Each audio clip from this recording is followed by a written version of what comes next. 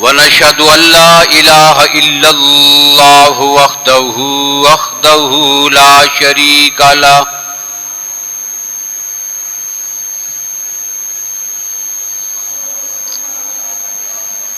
شريك له في الخلق والأمر إرغاما لمن جحد به وكفر ونشهد أن سيدنا وسندنا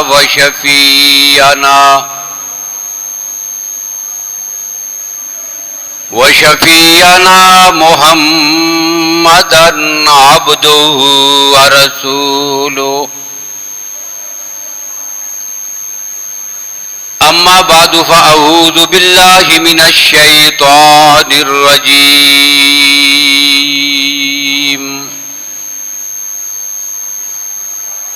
بسم الله الرحمن الرحيم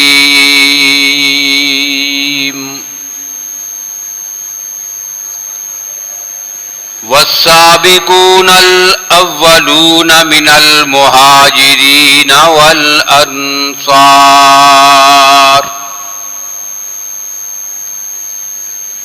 والذين اتبعوهم بإحسان رضي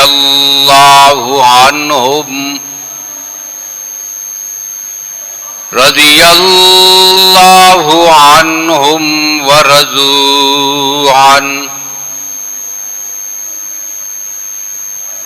وقال الله تبارك وتعالى في مقام آخر محمد رسول الله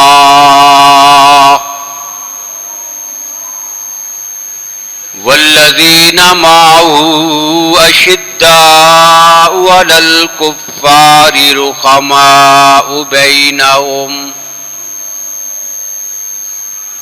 تراهم ركعا سجدا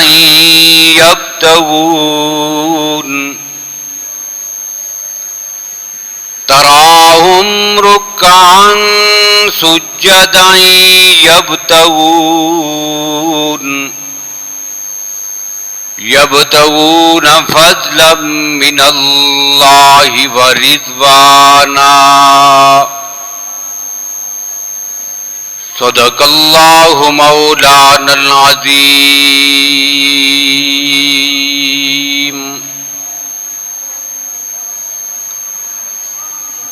اللہم صل علی محمد وعلی آل محمد بعدد من قعد وقام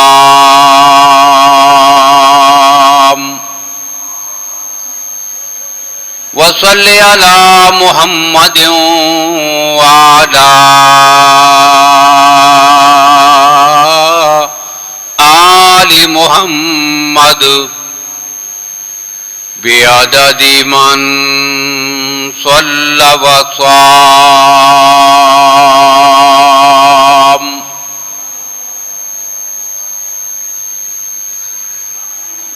قابل صد احترام بزرگوں، بھائیوں، عزیز دوستوں، نئے اسلامی سال کا آغاز ماہ محرم الحرام سے اللہ کے فضل و کرم سے ہو چکا ہے،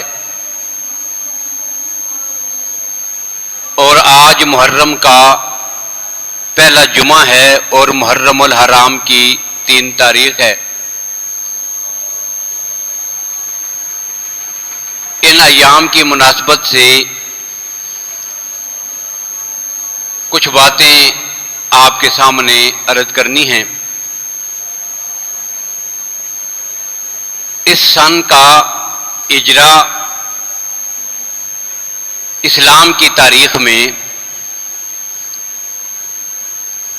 سیدنا فاروق اعظم رضی اللہ تعالی عنہ نے اپنے دور خلافت میں فرمایا تھا. صحابہ کرام رضی اللہ تعالی عنہم سے مشورہ کیا اور اس کے بعد اسلامی تاریخ کو محفوظ رکھنے کے لیے عبادات کی جو تاریخیں ہیں اسلامی مہینوں میں ان کا حساب اور اسلامی سال ان کی ترتیب کو محفوظ رکھنے کے لیے آپ نے ہجری سن کا اجرا فرمایا اور اس کا آغاز آپ نے نبی اکرم صلی اللہ علیہ وسلم کی مکہ سے مدینہ کی طرف ہجرت سے کیا ہے. اسی وجہ سے سن کو ہجری سن کہتے ہیں، ہجرت والی سن. یعنی سیدنا فاروق اعظم رضی اللہ تعالی عنہ نے اس سن کا جو پہلے سال کا آغاز کیا وہ نبی اکرم صلی اللہ علیہ وسلم کے ہجرت والے سال سے کیا ہے. چنانچہ اسی ترتیب کے مطابق اسلام کی پہلی جنگ غزوہ بدر سن 2 ہجری میں ہوئی. ہجرت کا دوسرا سال تھا، اسے 2 ہجری کہیں گے. اس کے 1 سال کے بعد غزوہ احد ہوا سن 3 ہجری میں شوال میں. سن 8 ہجری میں مکہ فتح ہوا اور ربیع الاول سن 11 ہجری میں آقا کائنات محمد رسول اللہ صلی اللہ علیہ وسلم کا وصال مبارک ہوا. گویا اس سن کے آغاز جہاں سے ابتدا کی گئی تھی اور ہجرت ہوئی تھی اس کے بعد 11واں سال شروع ہو گیا ہے. تو اس سن کا آغاز کیا تھا حضرت فاروق اعظم رضی اللہ تعالی عنہ نے اپنے دور خلافت میں. اور خدا کی شان دیکھیے، اللہ نے اس سن کو، اس کے پہلے مہینے کو، بلکہ اس کے پہلے دن کو یادگار بنانا تھا. تو اس کے لیے اسلام کی تاریخ میں جس شخصیت کا انتخاب ہوا وہ بھی حضرت فاروق اعظم رضی اللہ تعالیٰ عنہ کی ذات گرامی ہے. ماہ ذی الحج کی 26 تاریخ کو صبح کی نماز میں جب آپ نے تکبیر کہی اور نماز شروع فرمائی تو ایک ایرانی النسل، ایران کا رہنے والا ایک غلام تھا جو ان دنوں مدینہ طیبہ میں تھا. بڑی لمبی چوڑی پلاننگ اور سازش کے تحت اس کو تیار کیا گیا، کیونکہ ایران کو سیدنا فاروق اعظم رضی اللہ تعالی عنہ نے اپنے دور اقتدار میں فتح فرما کر اسلام کا علم لہرا دیا تھا. اس وقت کی جو بڑی 2 سلطنتیں تھیں، روم اور فارس، اب ایران کو ہی فارس کہتے ہیں. اور اس وقت کا ایران اتنا چھوٹا نہیں تھا جتنا آج کا ایران ہے. قریب کے بہت سارے ملک اس ایران میں، فارس میں شامل تھے. اسی طرح شام کے علاقہ میں آج جو الگ الگ کئی ملک بن گئے ہیں وہ سارے شام میں شامل تھے. تو 2 بڑی اپنے وقت کی سپر پاور طاقتوں کو صفحہ ہستی سے مٹا کر انہیں فتح کر کے جب اسلام کا علم لہرایا گیا تو یہ ان کے لیے اتنا بڑا دکھ اور افسوس کا مرحلہ تھا کہ وہ یہ سوچنے پر مجبور ہو گئے کہ کس طرح اس آدمی کو راہ سے ہٹا کر ہم اپنا انتقام لے سکتے ہیں. اب بہت سارے لوگ جو ہے وہ عموماً یہ لکھ دیتے ہیں کہ جی بس وہ غلام تھا، کسی بات سے حضرت عمر رضی اللہ تعالیٰ عنہ سے ناراض ہوا، مارک کی شکایت کر رہا تھا، حضرت عمر نے پوری توجہ کے ساتھ اس کی بات نہیں سنی، بس ان پہ حملہ کر دیا. بھائی سوچنے کی بات یہ ہے کہ اس کا مالک اس پہ زیادتی کر رہا ہے. شکایت جب وہ اپنے مالک کی کرتا ہے اور اس کی بات نہیں سنی گئی تو مالک کو قتل کرتا. اب جس کا کہہ رہے ہیں کہ اس نے زیادتی کی تھی اور اس سے وہ تنگ تھا اور مزدوری کم ملتی تھی تو اس کی وجہ سے تنگ آ کر تنگ اور آدمی سے ہو اور حملہ آدمی دوسرے آدمی پہ جا کے کر دے، یہ ایسی بات نہیں ہے. اور یہ مسئلہ اتنا سیدھا اور سادہ بھی نہیں ہے. وہ ایران کا آدمی ہے، مدینہ کی گلیوں میں رات کو مختلف جگہوں پر اسے لوگوں سے مشورے کرتے ہوئے اور اس سازش کو جو ہے وہ عملی جامہ پہنانے کے لیے وقت کا انتخاب کرتے ہوئے اسے بارہا گلیوں میں آتے جاتے دیکھا گیا.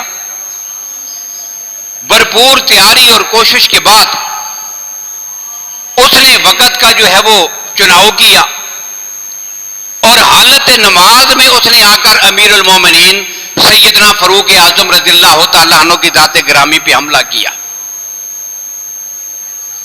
لیکن جہاں مسلمان جو ہے ان کے ذہنوں میں یہ مغالطہ ڈالا گیا کہ بھئی سیدھی سی بات تھی، کوئی مسئلہ نہیں تھا، تو وہاں جو اسلام کے دشمن ہیں حیران رہ جاتا ہے آدمی کہ بڑی بڑی ان کی اپنے آپ کو کہلانے والی شخصیات، ان سے بھی جب سوال ہوتا ہے کہ جی ابو لولو فیروز جس نے فاروق اعظم رضی اللہ عنہ کو شہید کیا تھا، آپ اس پہ لعنت کرتے ہیں؟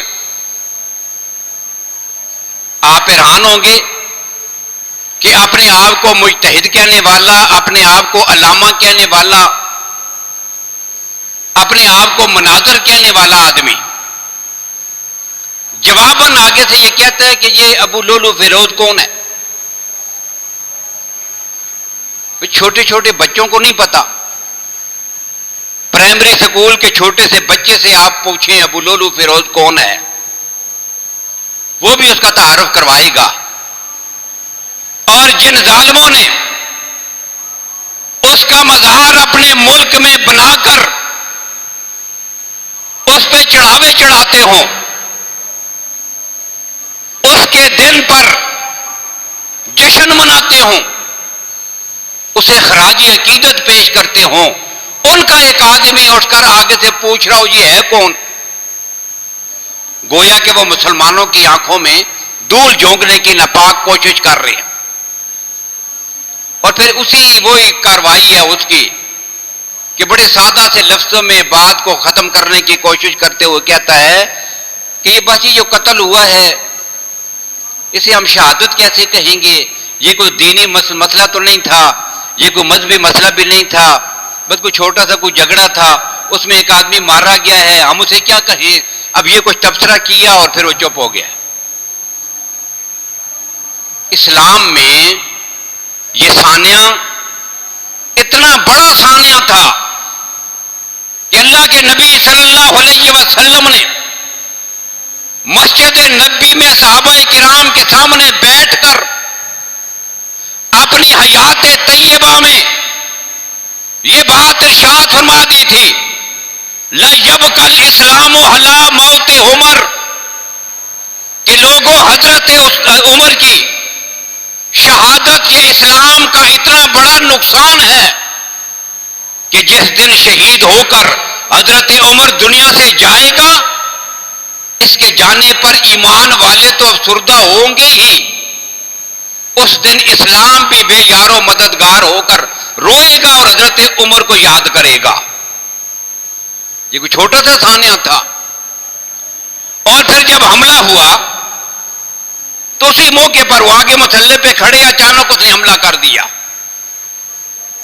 اب زخمی ہو کے گر پڑے اور قاتل جو ہے وہ بھاگنے کی کوشش میں جب پیچھے کی طرف بڑھا تو اسے پکڑنے کی کوشش کی گئی. اب ظاہر بات ہے کہ صحابہ کرام رضی اللہ تعالیٰ عنہ تو نماز ادا کرنے کے لیے آئے ہوئے ہیں، تلواریں اسلحہ کوئی اور سامان تو ان کے پاس ہے نہیں، اور یہ آدمی تو تیاری میں ہے.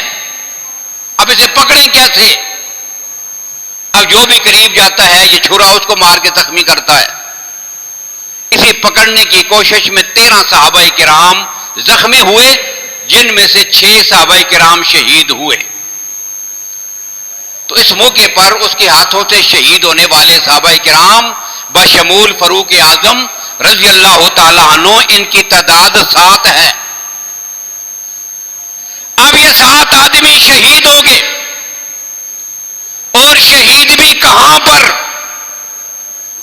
پیغمبر کے مصلی پر، نبی کی مسجد میں، حالت نماز میں 7 آدمیوں کا شہید کیا جانا، اسے کوئی گنتا ہی نہیں اور شمار ہی نہیں کر رہے۔ اور مسلمانوں کا اتنا عظیم حکمران کہ جس کی شہادت کی وجہ سے خلافت کی بنیادیں ہل گئیں، جتنا بڑا سانحہ تھا،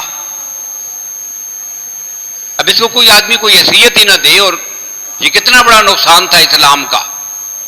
تو یکم محرم الحرام کو یہ سانحہ پیش آیا، 26 کو حملہ ہوا، 3-4 دن زخمی حالت میں رہنے کے بعد یکم محرم الحرام کو رات کو آپ کی وفات ہوئی، اور اگلے ہی دن یکم محرم الحرام دن کو آپ کی تدفین فرمائی گئی، اور نبی اکرم صلی اللہ علیہ وسلم کے پہلو مبارک میں آپ کو دفن کر دیا گیا۔ تو یکم محرم الحرام آپ کا یوم شہادت ہے۔ اب اس حوالے سے بھی کچھ کہنا ہے، لیکن محرم کے شروع ہوتے ہی فضا ایسی بنا دی جاتی ہے، اور اب تو میڈیا کا دور ہے، اتنا گند پھیلایا جاتا ہے کہ آدمی سوچ میں پڑا ہوتا ہے کون سی بات کرنی ہے اور کون سی نہیں کرنی۔ ہر مسلمان کا دل زخمی ہے، اور اس کا دل و دماغ انتہائی پریشان ہے، افسردہ ہے وہ آدمی۔ اتنی ڈٹائی اور بے غیرتی کے ساتھ پیغمبر کی پوری مقدس جماعت کو برا بھلا کہنا اور گالیاں دینا، کوئی پوچھنے والا نہیں انہیں۔ بہت سارے علاقوں میں FIR ہوتی ہیں، کہیں کہیں گرفتاری بھی ہوتی ہے، لیکن آج تک کسی ایک کو بھی سزا ہوئی ہے؟ کچھ نہیں ہوتا۔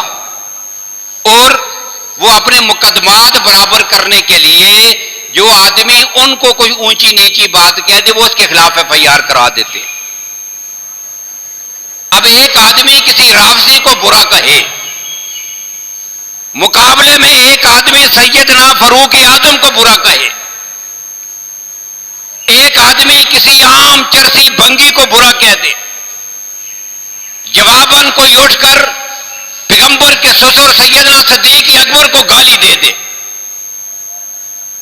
آپ حیران ہوں گے کہ جب آگے یہ دونوں مقدمات جاتے ہیں، جس نے پیغمبر کے صحابہ کے خلاف زبان کھولی ہے اس کے لیے اپنی جان چھڑانا آسان ہے، اور جس نے ان کے بارے میں کوئی لفظ اور جملہ کہہ دیا وہ اتنا پیچیدہ بنا دیتے ہیں مسئلے کو کہ گویا اس نے ان سے بڑا جرم کر دیا ہے۔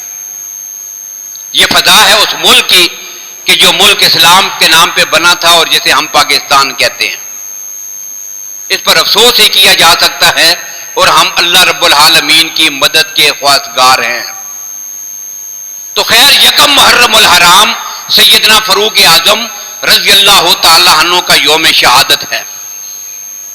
اب یہ کون شخص ہیں کہ قرآن اور پیغمبر کے فرمان کے مطابق اگر آدمی ان کے فضائل کی بات ہی کرتا رہے تو صرف ایک جمعہ نہیں کئی مہینے اس میں لگ جائیں گے۔ جس کے لیے اللہ کے نبی صلی اللہ علیہ وسلم نے حدیث میں جو ایک لفظ استعمال کیا، مقدس، ہر امت میں ایک مقدس ہوتا ہے، اور میری امت کا مقدس عمر ہے۔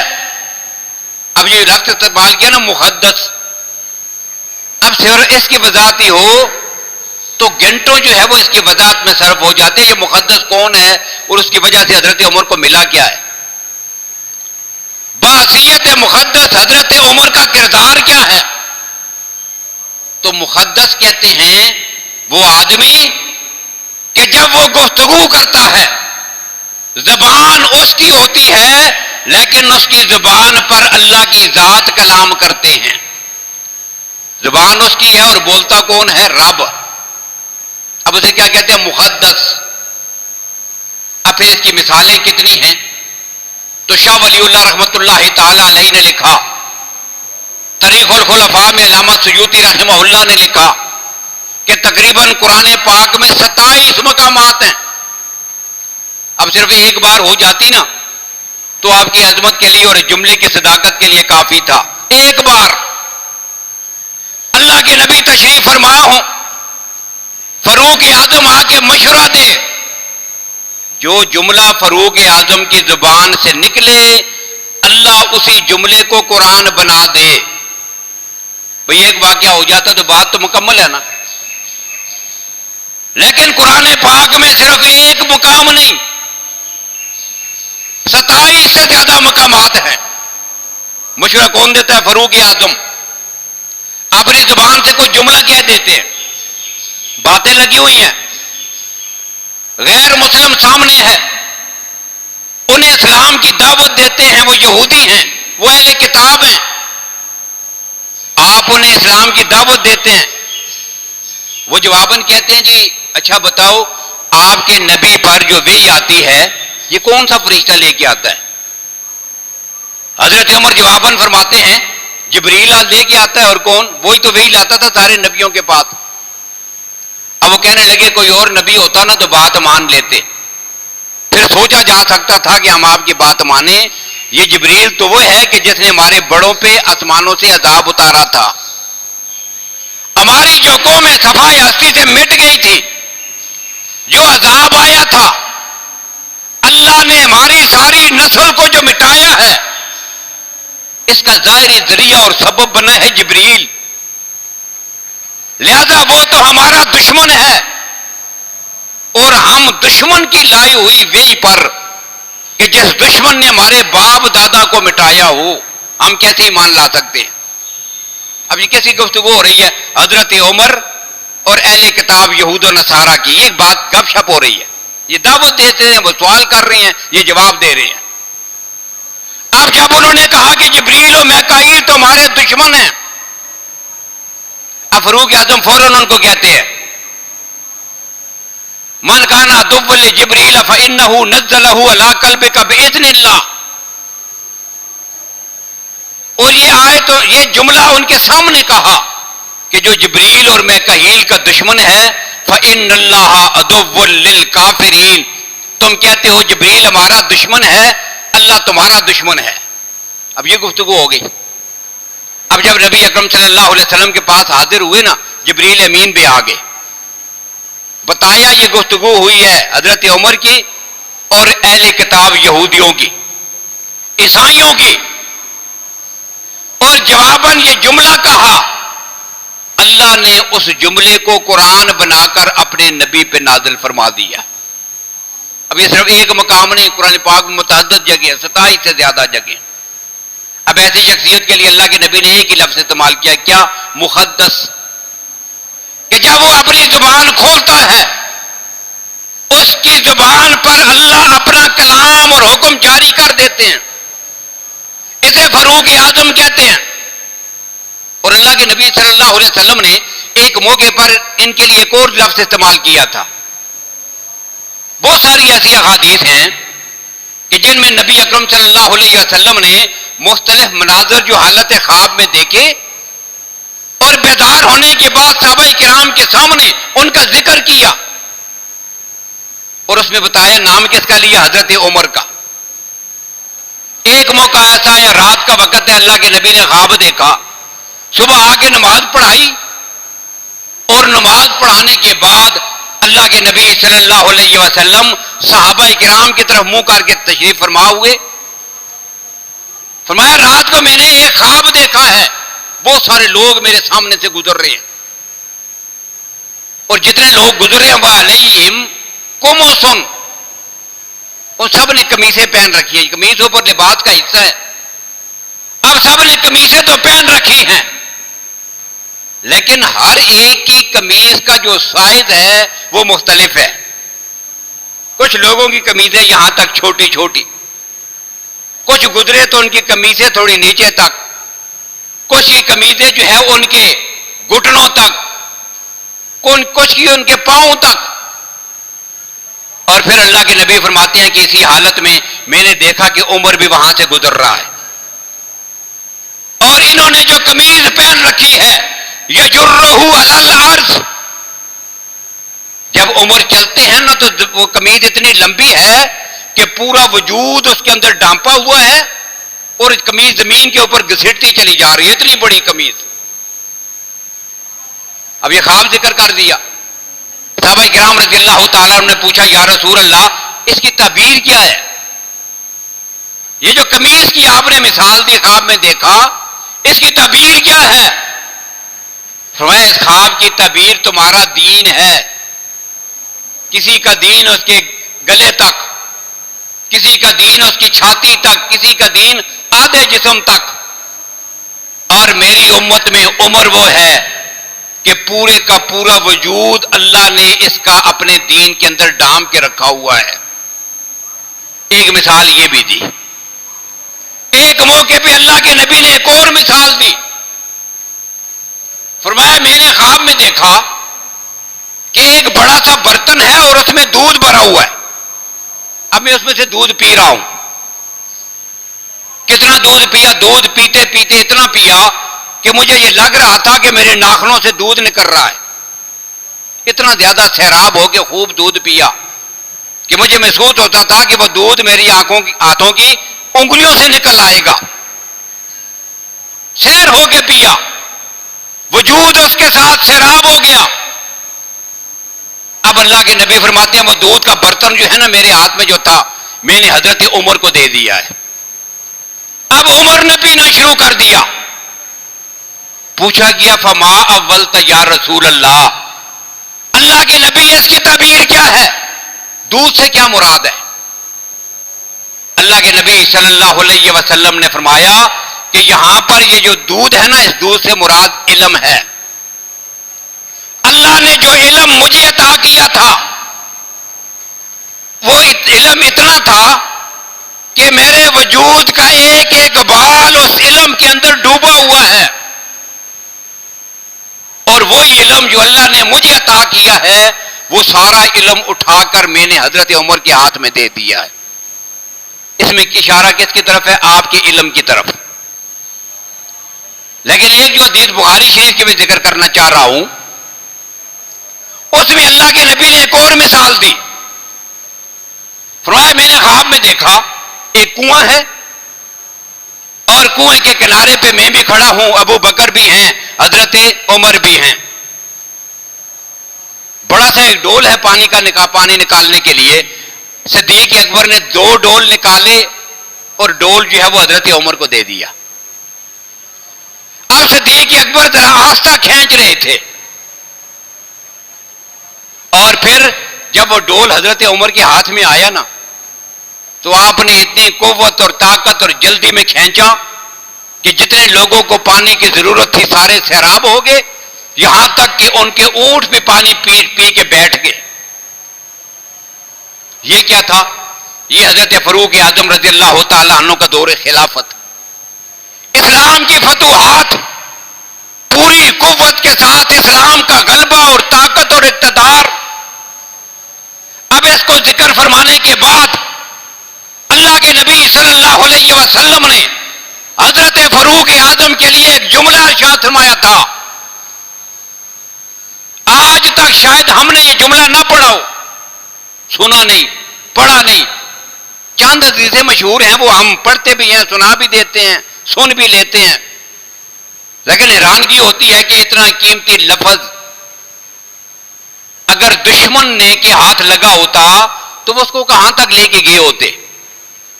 لیکن جو ہم اپنے ہیں آج تک اس لفظ پہ کبھی غور ہی نہیں کیا. اللہ کے نبی نے ایک جملے میں کتنی بڑی عظمت ذکر کی ہے.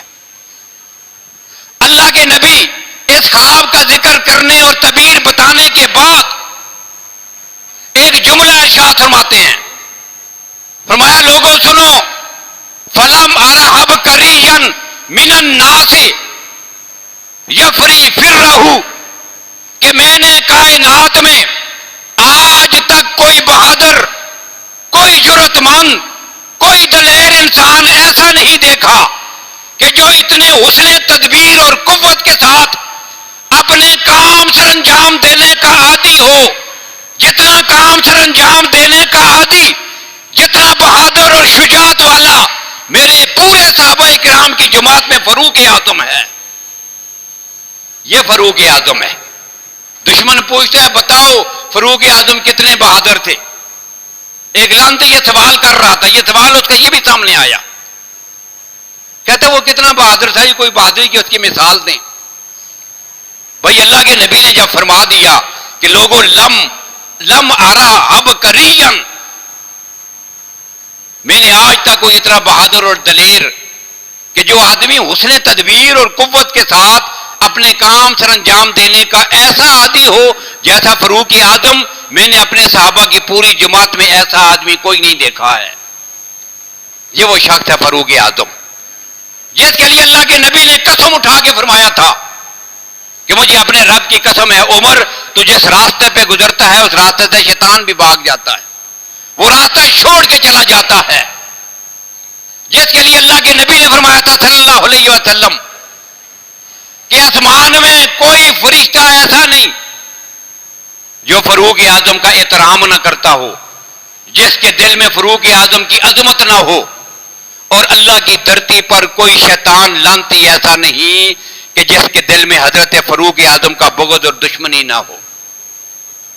یہ علامت اور پہچان بن گئی ہے، ایمان والوں کی علامت ہے فاروق اعظم سے محبت، اور شیطان کی نسل کی علامت ہے کہ وہ فاروق اعظم رضی اللہ تعالیٰ عنہ کی ذات گرامی سے بغض رکھیں گے۔ جسے اللہ کے نبی کے ساتھ اتنی معیت حاصل ہوئی، اللہ کے نبی صلی اللہ علیہ وسلم فرمایا یہ میرا وزیر ہے، ابو بکر زمین پر میرا وزیر ہے، عمر زمین پر میرا وزیر ہے۔ جسے اللہ کے نبی اپنے وزیر کہہ رہے ہوں، جسے اپنے صحابی کہہ رہے ہوں، جسے اپنے مشیر کہہ رہے ہوں، اور کون فاروق اعظم رضی اللہ تعالیٰ عنہ کی ذات گرامی جن کے بارے میں اللہ کے نبی نے اعلان فرمایا تھا کہ کل قیامت کے دن جب میں اپنے روضے سے باہر نکلوں گا نا تو میرے دائیں ہاتھ میں ابو بکر کا ہاتھ ہوگا اور میرے بائیں ہاتھ میں حضرت فاروق اعظم کا ہاتھ ہوگا۔ اب اس سے بڑی عظمت کیا ہوگی؟ جو آج بھی پیغمبر کے پہلو میں جنت میں ہے، بھائی نبی اکرم صلی اللہ علیہ وسلم کا روزہ جنت ہے نا؟ دنیا میں کون ایمان والا ایسا ہے کہ جو اس بات کا انکار کرے کہ میرے پیغمبر کا روزہ جنت نہیں ہے؟ ہے کوئی ایسا لانتے؟ ہر ایمان والے کا عقیدہ اور نظریہ ہے کہ میرے پیغمبر کا روزہ جنت ہے۔ ریاض الجنہ جو اسے کہتے ہو، ما بین بیتی و منبری روضۃ من ریاض الجنہ، اللہ کے نبی نے فرمایا تھا یہ جنت ہے، اور اسی جنت میں جہاں اللہ کے نبی آرام فرما رہے ہیں، پیغمبر کے پہلو میں ابو بکر بھی جنت میں ہے، حضرت عمر بھی جنت میں ہے، اور قیامت کے دن اسی ترتیب سے آپ دونوں رسول اللہ صلی اللہ علیہ وسلم کا ہاتھ پکڑ کے اٹھیں گے۔ حدیث میں نبی اکرم صلی اللہ علیہ وسلم مسجد میں داخل ہوئے، صحابہ کرام پہلے سے بیٹھے ہیں، اللہ کے نبی باہر سے تشریف لائے، اور جیسے دروازے سے اندر داخل ہوئے نا، اب سارے صحابہ آپ کی طرف دیکھ رہے تھے۔ آنے کی کیفیت کیا تھی؟ وَهُوَ آخِذٌ بِأَيْدِيهِمَا، اللہ کے نبی صلی اللہ علیہ وسلم نے ابو بکر و عمر دونوں کا ہاتھ اپنے ہاتھوں میں پکڑا ہوا تھا۔ ایک ہاتھ میں ابو بکر کا ہاتھ پکڑا ہوا ہے، دوسرے ہاتھ میں حضرت عمر کا رضی اللہ تعالی عنہما، ان کا ہاتھ پکڑ کے تشریف لا رہے ہیں۔ اب جیسے دروازے سے اندر داخل ہوئے نا، اب صحابہ کرام ان کو دیکھ رہے ہیں۔ اللہ کے نبی صلی اللہ علیہ وسلم کی نگاہ رحمت نے محسوس فرما لیا کہ صحابہ کرام کو یہ منظر بڑا پیارا لگا ہے، اسی وجہ سے غور غور سے دیکھ رہے ہیں کہ ہم کس طرح دوستوں کی طرح ایک کا ایک ہاتھ پکڑا، دوسرے کا بھی ہاتھ پکڑا، باتیں ہو رہی ہیں اور ہم مسجد میں آ رہے ہیں۔ یہ منظر تھا۔ اللہ کے نبی نے جب ان کی کیفیت کو محسوس کیا تو وہاں قریب جا کے یہ بات ارشاد فرمائی تھی، ہَكَذَا نُبْعَثُ يَوْمَ الْقِيَامَةِ، جب کل قیامت کا دن ہوگا نا ہم تینوں اپنی قبر مبارک سے بھی اسی طرح نکلیں گے. میرے دائیں ہاتھ میں ابو بکر کا ہاتھ ہوگا, میرے بائیں ہاتھ میں حضرت عمر کا ہاتھ ہوگا. اب اس کی عظمت کو کون پہنچ سکتا ہے؟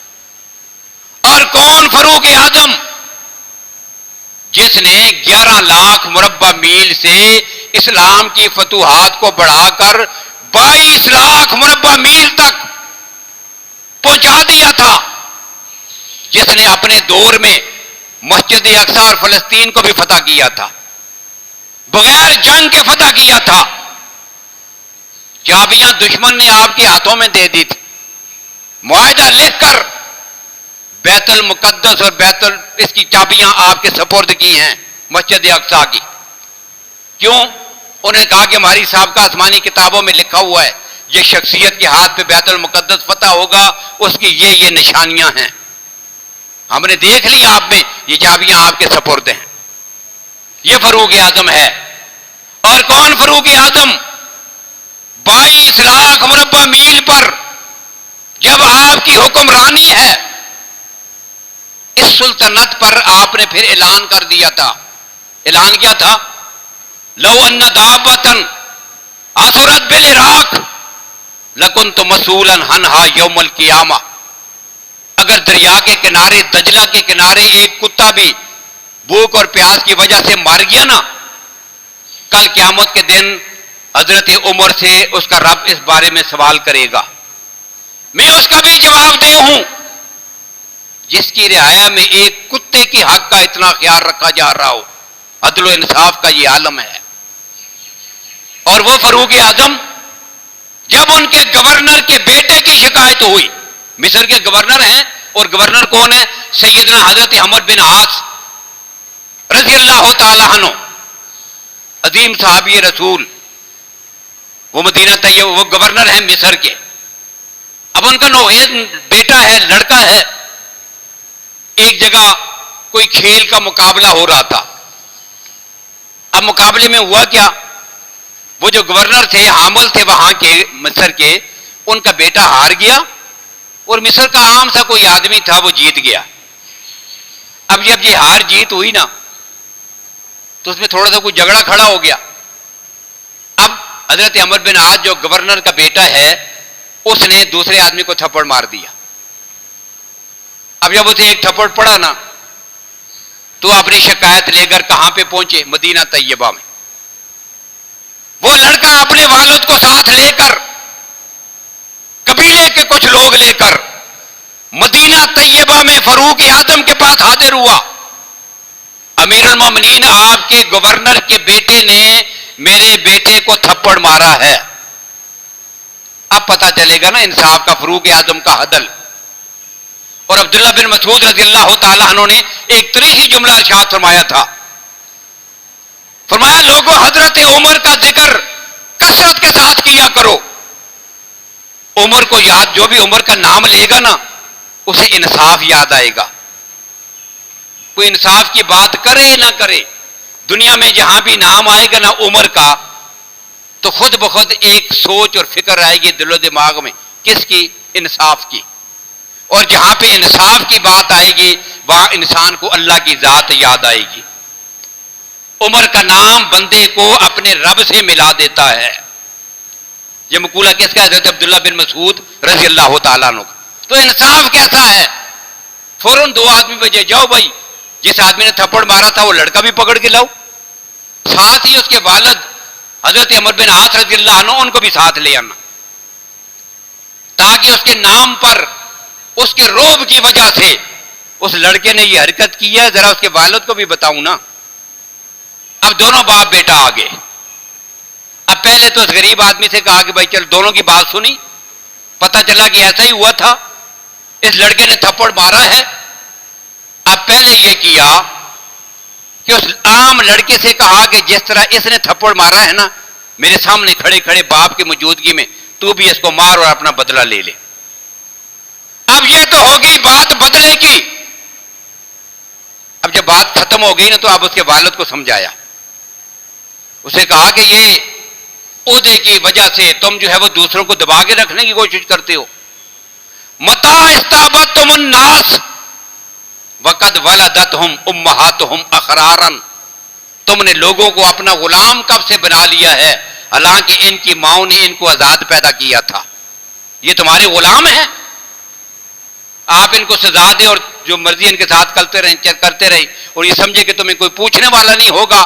جو آدمی بھی زیادتی کرے گا فاروق اعظم اس سے بدلہ لے کے چھوڑے گا.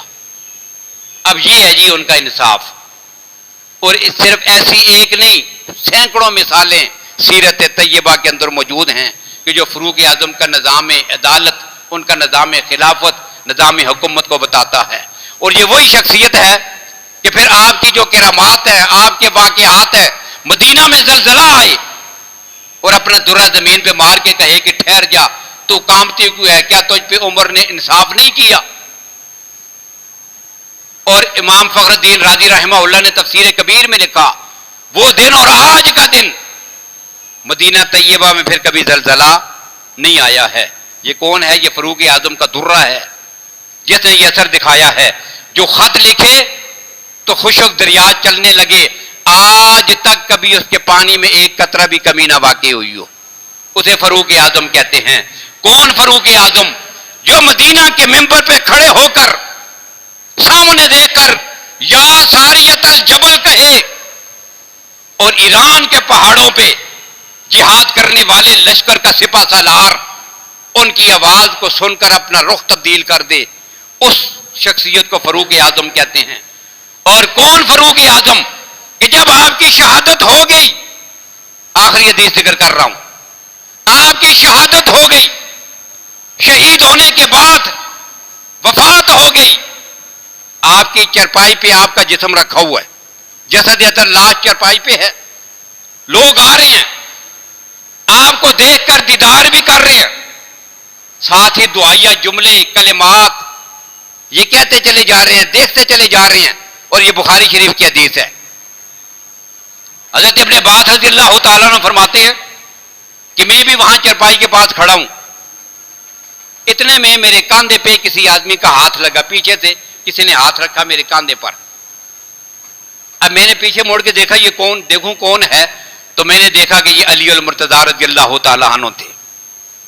اور ان کا تو آپ کے ساتھ اتنا تعلق تھا، انتہائی قریب کے گہرے دوست، ان کے پورے دور خلافت میں ان کے مشیر اور وزیر، ان کے معاون، ان کے ساتھ خصوصی لگاؤ اور تعلق رکھنے والے، ان کے ہاتھ پہ ہاتھ رکھ کر انہیں اپنا امام اور خلیفہ ماننے والے، اور اپنی زندگی میں ان کے دور خلافت میں 18,000 سے زیادہ نمازیں حضرت علی المرتضیٰ رضی اللہ تعالیٰ عنہ نے 18,000 سے زیادہ نمازیں پیچھے اس امام کے کہہ کر، اللہ اکبر کہہ کر جس عمر کے پیچھے پڑی ہیں، یہ حضرت عمر فاروق اعظم. اور ایک اور بڑی بات کہ اپنی لخت جگر سیدہ فاطمہ کی بیٹی سیدہ ام کلثوم رضی اللہ تعالی عنہا یہ حضرت عمر کے نکاح میں دی. اب ظاہر اتنا قریب کا تعلق تھا. اب جب وہ قریب آئے، کہتے ہیں میں نے دیکھا، ابن عباس کہتے ہیں کہ میں نے دیکھا میرا چچا زاد بھائی علی المرتضیٰ ہیں. اب میں نے تھوڑی سی جگہ چھوڑی، وہ قریب آئے. اب ان کے جو جملے ہیں وہ بخاری شریف میں ہیں. کہتے ہیں جب سیدنا علی چرپائی کے قریب آئے، آپ کے چہرہ عطر پہ نظر ڈالی اور کہا کہ اللہ کی آپ پر رحمت نازل ہوں. آپ نے اپنے بعد میں آنے والے لوگوں کے لیے بڑا مشکل راستہ چھوڑا ہوا ہے. جس طرح آپ نے زندگی گزاری ہے، بعد میں آنے والوں لوگوں کے لیے بڑی مشکل ہے کہ وہ ایسی زندگی گزار سکیں. اور پھر اگلا جملہ کہا کہ اللہ کی قسم آپ کے بعد دھرتی پر کوئی آدمی ایسا نہیں بچا جس کے متعلق میرے دل کی یہ تمنا اور چاہت ہو کہ جب کل قیامت کے دن میں اپنے رب کے سامنے پیش ہو جاؤں تو میرے پاس بھی وہی اعمال نامہ ہو جو آپ کے پاس اعمال نامہ ہے. میرا دل چاہتا ہے اللہ قیامت کے دن میرا حشر بھی عمر آپ کے ساتھ کرے. یہ جملہ تھا. اور پھر اگلی بات فرمایا مجھے یہ بھی یقین تھا اللہ ان قریب آپ کو اپنے آپ کے دو دوستوں کے ساتھ ملا کے وہاں پہنچا دیں گے. کیوں؟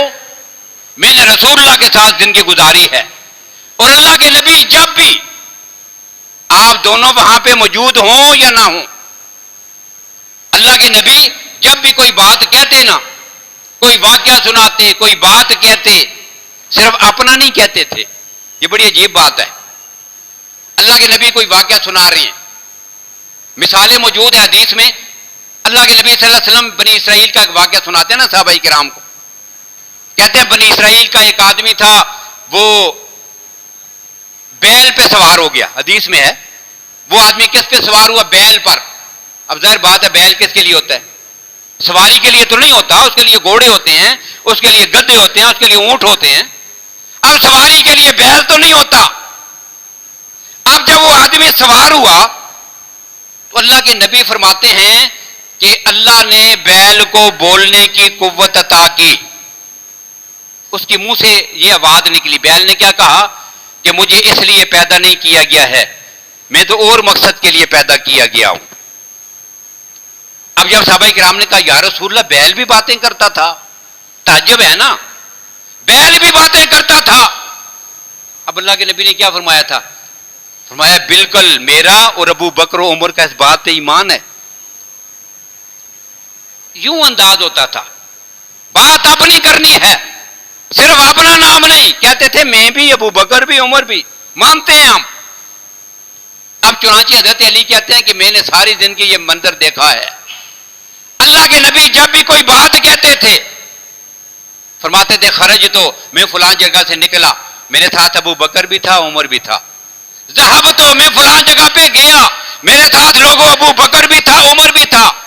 دخل تو میں مسجد میں داخل ہوا، میرے ساتھ ابو بکر بھی تھا، عمر بھی تھا.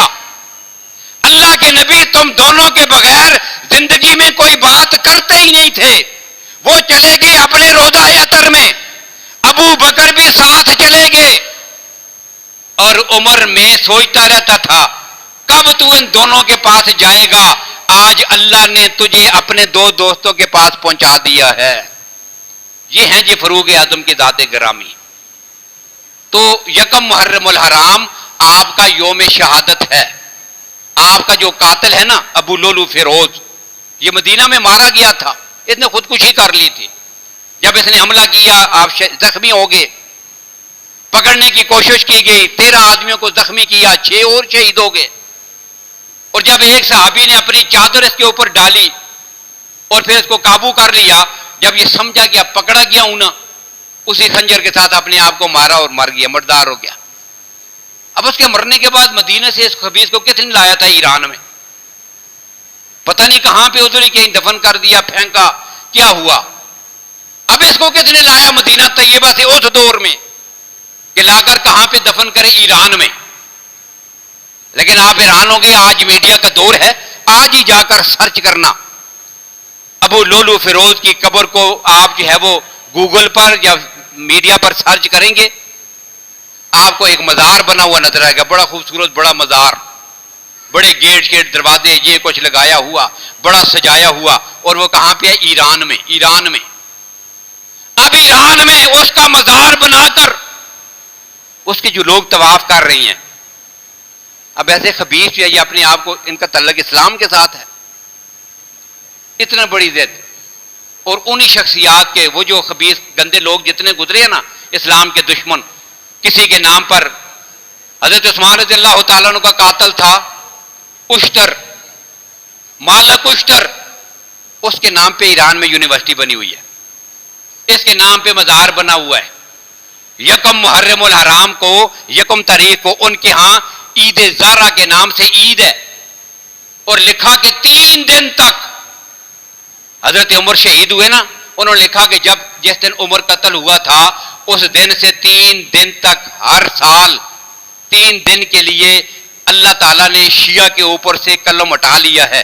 جو مرضی کریں، زنا کریں، چوری کریں، جو کچھ قتل کریں، ان 3 دنوں کے گناہ ان کے نہیں لکھے جائیں گے. یہ پوری کائنات والوں کے لیے خوشی اور عید کا دن ہے.